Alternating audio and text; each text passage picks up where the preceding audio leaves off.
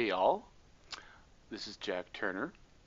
A while ago I was asked to make a rig that demonstrated the use of both standard rigging techniques and the use of particle physics in a single character. This is a Pogona or bearded dragon, and the demonstration is of its frill using those two methods. Now, in real life, the dragon's frill is extended by a set of arched bones, the hyoid bones, inside the jaw and throat. Okay, to start with, we see my representation of Gobi's head. Now, it doesn't have ear holes. I'm sort of relying on the texture map to give the impression of ear holes. That being said, there are some basic controls. Here is the fundamental base of the head control for controlling the basic attitude and position of his head. There are also jaw manipulators. These guys right here. Now you'll notice, by the way, that when I move the jaw, there's some weirdness with the edge of his lip. And you may ask, well, why is it happening? That's because this is a dynamic rig. You can't deform things on the fly when you deal with dynamics. You have to keyframe them out and let the simulation run. I'll explain in a bit. Now, if you recall, I was talking about the hyoid bones. The hyoid bones in this rig, let me turn on the geometry, are actually quite beautiful. In nature, there are these beautiful arched curves that extend kind of like an umbrella. They first go forward and then they go shoomp outward. Okay, so this rig is an attempt to simulate that. So here I have the modeled bones. Okay, and these are end-cloth colliders. Okay, and there's two sets of controls for them. The first one is the controls the IK handle for the first segment of motion, which is a general moving forward in the throat. Okay.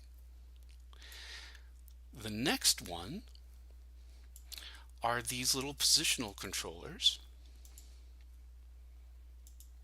like this, that control its rotation outward during the second stage of frill employment.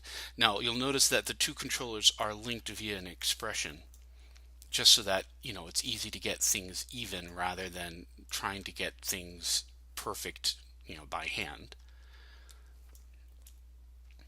Okay.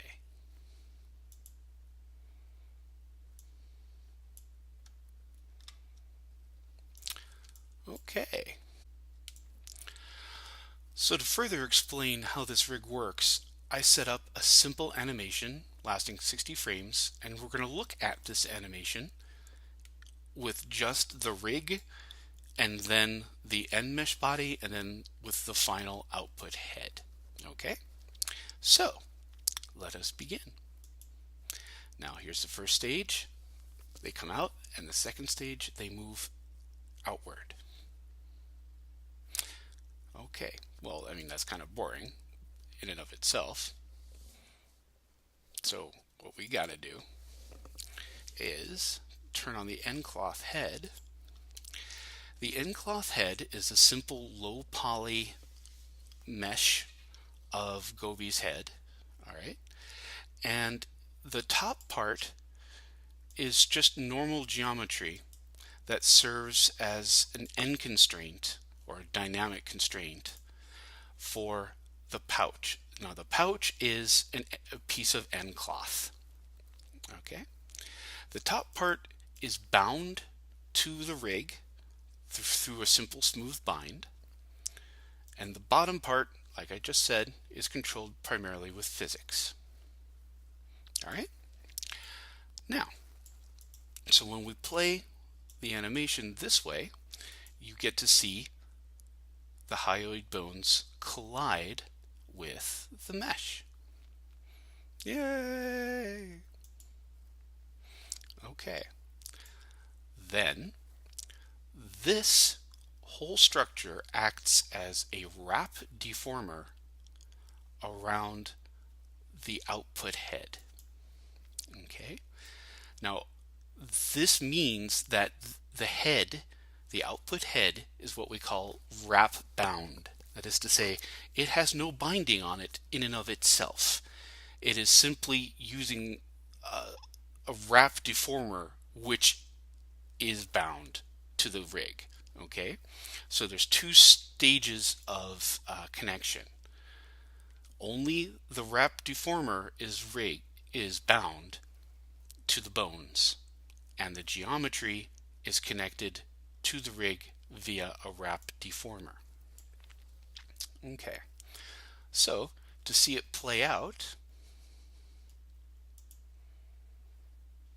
we start the animation, and here comes the bones being deployed, and here we have a fairly decent representation of an upset bearded dragon.